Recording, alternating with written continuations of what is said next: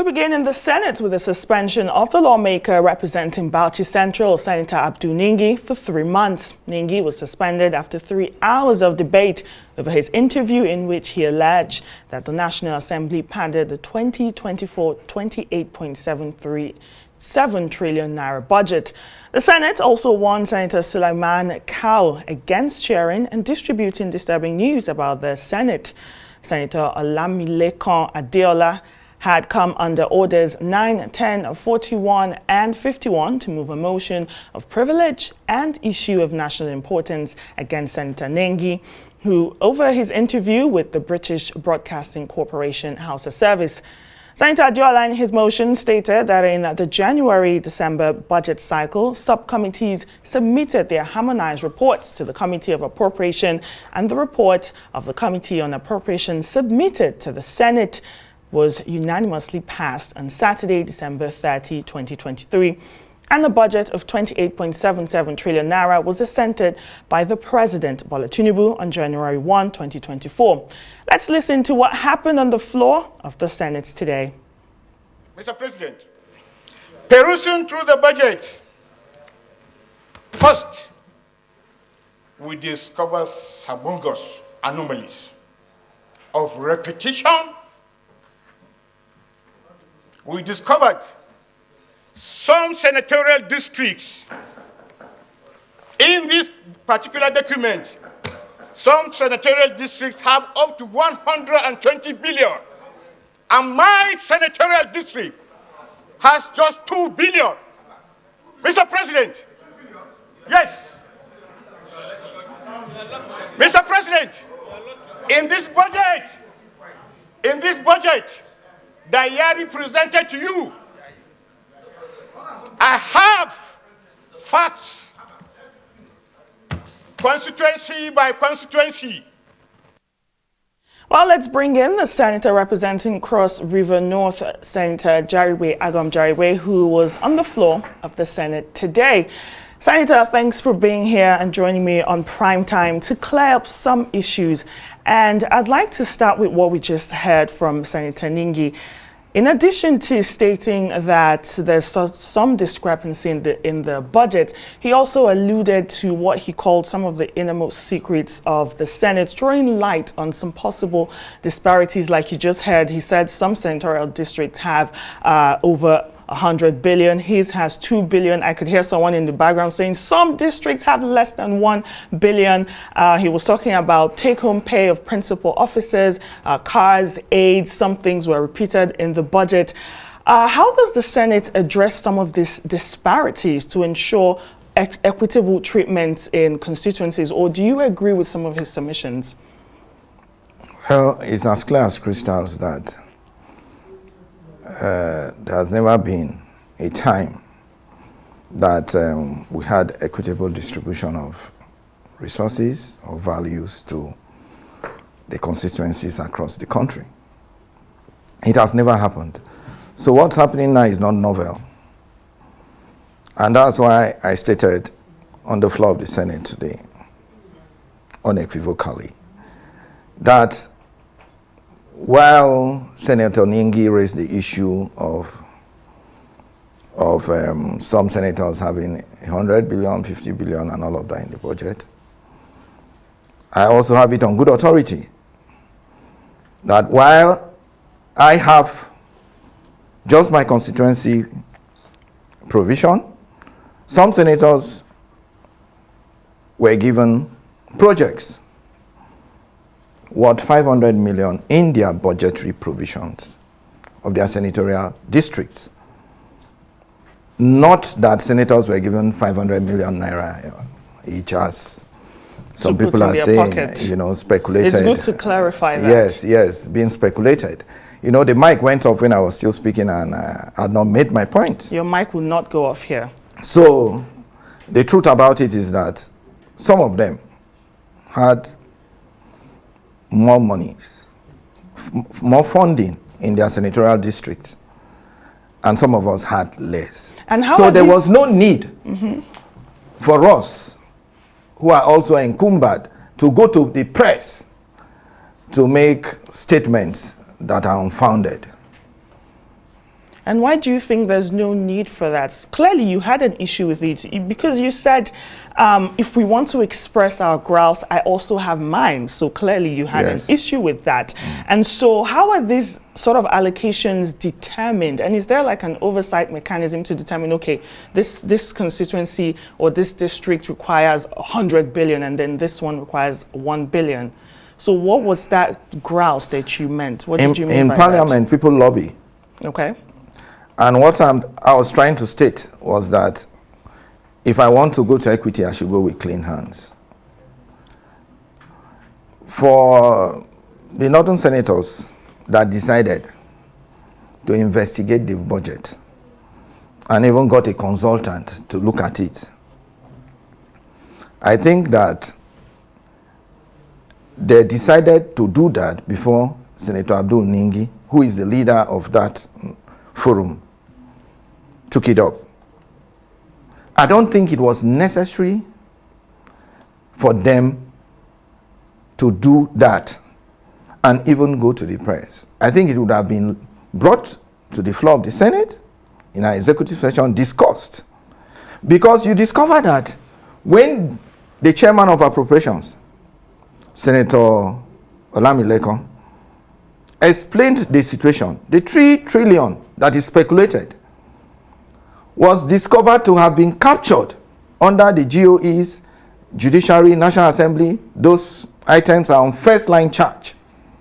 Those are budget line items that are on the first line charge. And so it was like an optical illusion. That was a fallacy. The 3 trillion was just a fallacy. If it was brought and discussed on the floor of the Senate, even in an executive session, that would have been explained. So there was no need going to press with that story. I think that was trashed today on the floor of the Senate. And we came to terms with the fact that there was no padding of the budget by the Senate or by the Senate President, as they earlier stated. And I want to clear the air on an issue. The Senate President as a person is not an author of the budget, does not prepare the budget. The budget is presented by the executive as a proposal. The budget is prepared by the National Assembly. That includes the Senate and the House of Reps. So the emphasis on the Senate President is like trying to give a dog a bad name, so to kill it. And that's why I said, if there were shortcomings in the budget, then we are all culpable. It is collective responsibility. I mean, Senator Ningi mentioned that he had gone with some other senators to the Senate President with the issues, and the Senate President agreed, stating that he told him that, look, you need to come back with more evidence before he went to the press. And now I'd like to talk about what you said about what Senator Adiola Olamipekun explained, talking about the first line charges. You have INEC, Quebec, TED Fund, NDDC, and all that, and how that's where that 3.22 trillion he said was captured. Shouldn't there be a move towards more transparency when it comes to allocation of funds? Because clearly this is causing an issue. This senator says, I don't understand where 3.7 trillion naira is. So clearly there's an issue with transparency or how people understand and interpret the data that's captured in the budget or the process. Because all the senators are involved in that process. Everyone is supposed to understand where these funds are going. So shouldn't there be more to be done to increase transparency so that everyone is on the same page and we don't have issues like this? Well, just like I stated before, if it was brought up on the floor of the Senate, even in an executive session, the explanation that was given today by Senator Olamilekon, the chairman of the Senate Committee on Appropriations, would have availed us an opportunity to understand, for those who did not understand where the 3 trillion was. So you think that's sufficient enough for everyone to put this to rest? Because look, I understand that the Senate, today what happened on the floor of the Senate, all the drama, all the controversy, you had senators really, really emphasizing strongly on protecting the integrity of the Senate. Now, given how this was handled, I mean, Senator Ningi has now been suspended. Given how this was handled and everything that was trashed in the Senate, do you think the Senate, which you belong to, achieved that goal of protecting their integrity? Or do you think that the Senate already even had that integrity to protect? Well, we are not infallible. We are humans. The Senate is an institution. And like I stated earlier, we must protect the sanctity and the integrity of the Senate. And that is why it wasn't necessary to go to press. Okay, you keep talking about the fact that going to press, we understand that. Yes, there's going to press, channel. there's no problem with going to the press. But when you go to press with figures that are unfounded or with allegations that cannot be substantiated, then there is a problem. Yes, I understand. But you keep focusing on the fact that going to the press shouldn't have been the first call. Yeah. The first call should have been bringing it to the floor. Now, what I'm getting at is, why should there even be that need to have this sort of discrepancy? It's put a crack between the people of Nigeria and the Senate or the House of Assembly as a whole. That's what I'm coming to. There's sort of that fundamental mistrust between the people and the legislature. And now there's also an argument. Critics have been saying, look, there was a hasty passage of the 2024 budget by the House of Assembly, and this may have now contributed to this current controversy that we're facing. What are your thoughts on that? Anyway, you know, we had to hurriedly pass the budget because of our commitments to the people. But is the budget something to be hurriedly passed? Yes, we wanted to achieve the January to December budgetary system. And that was why we hurriedly did it. We had sleepless nights. I'm a member of the Appropriations Committee, and I know we had sleepless nights. And we had to have joint committee meetings with budgetary sessions with the House of Reps. And it was the first time it was happening. And I will employ the executive to always bring the budget early enough so we can do our work in record time. And how do you assess that budgetary process that you say you are part of appropriations? How do you assess that process, and what can be done better? You've mentioned one thing, the executive should do better to bring it in earlier. What else can the Senate do to make sure that this process is transparent? I remember one senator said,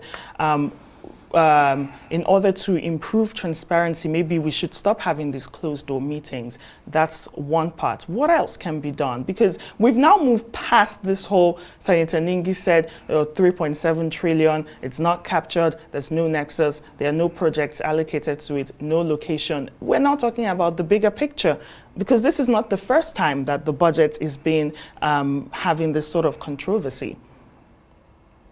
Well, we can only do better.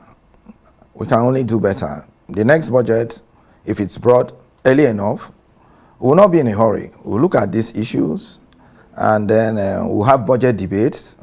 We'll also have public hearings, and then we'll come up with a document that Nigerians will appreciate. Okay, now let's talk about the punishment that was given to Senator Ningi, who maybe I'll call a whistleblower.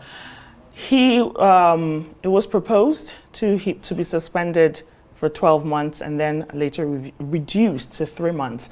And the way that the Senate handled the situation on the floor today, what's your take on that approach of handling sort of a dissenting voice or someone who has an issue to present to the floor? Well, his suspension was